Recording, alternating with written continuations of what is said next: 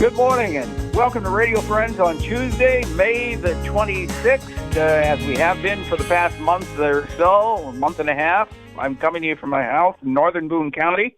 And on the phone with me, I've got my friend Scott Bradley, who is in his car but not driving, pulled off the side of the road near Camdenton, Missouri. Scott Bradley from Carpet One. Welcome to Radio Friends.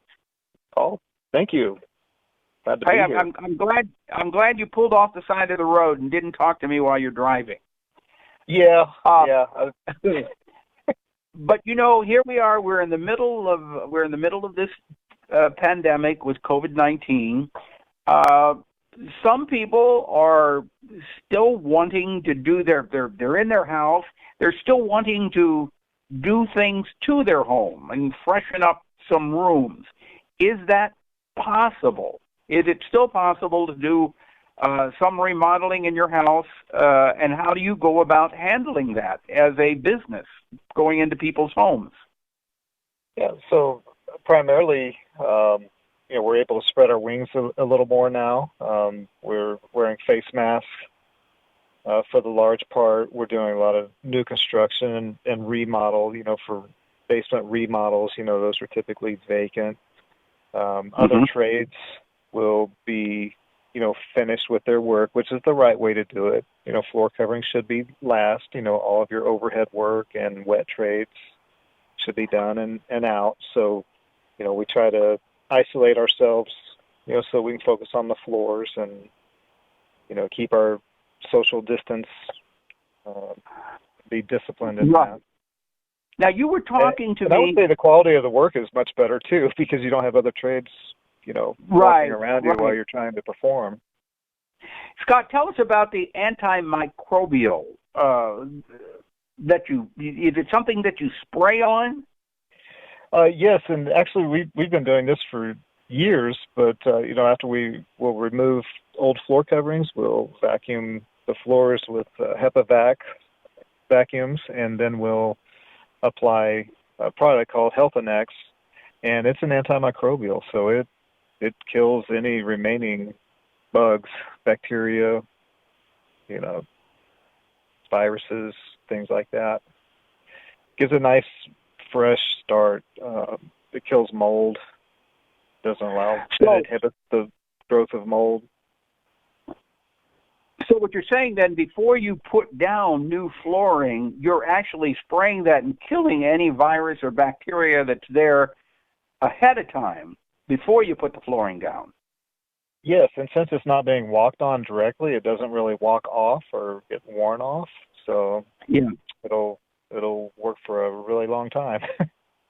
Well, that is comforting to know that, and it's comforting to know that when you're going into people's homes, you are wearing masks and you're social distancing, and because a lot of people are concerned about that. But in the meantime, if you want to have something new put into your house, it seems to pick up your spirits a bit, and that's something that we can use in this time. If folks want information or they want assistance from you, how can they contact you, Scott?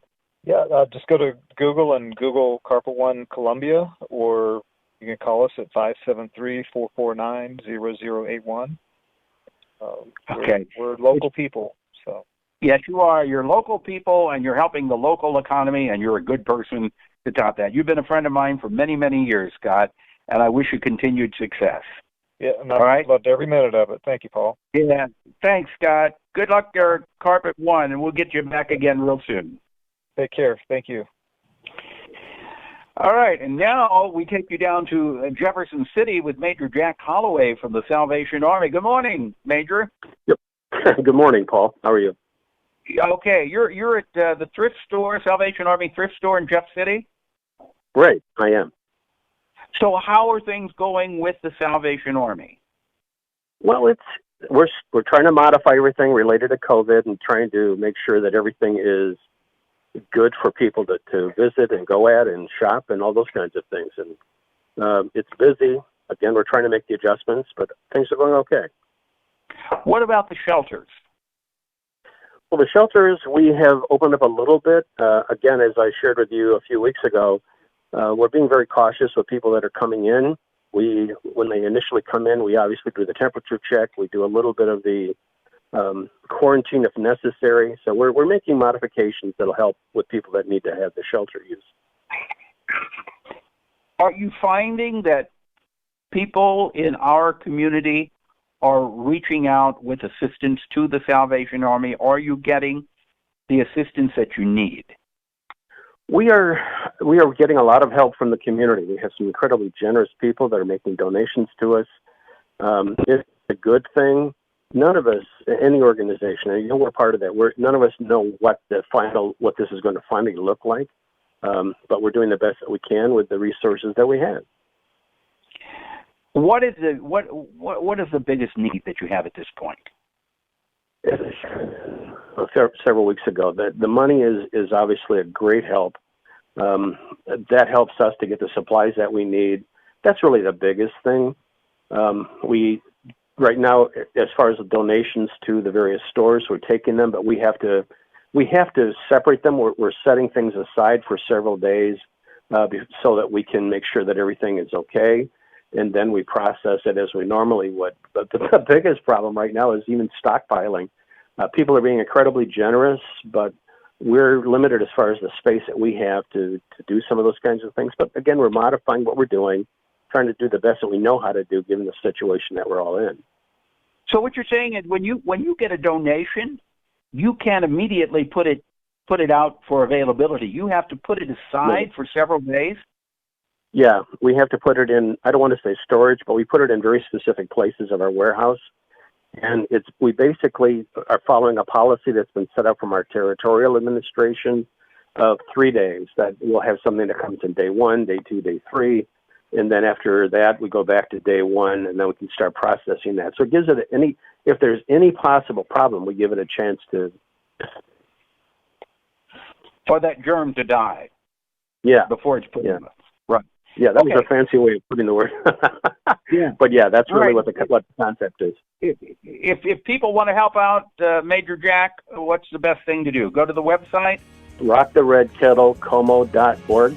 That's one of the local ones that we use, and then get information from that. And then again, the money donations are really just the best and most helpful at this point. All right. Major Jack Holloway, I appreciate you visiting with us, and we will talk with you again real soon. Thank you so much. Thank you, Paul. Bye. That's it for Radio Friends today. Bye-bye.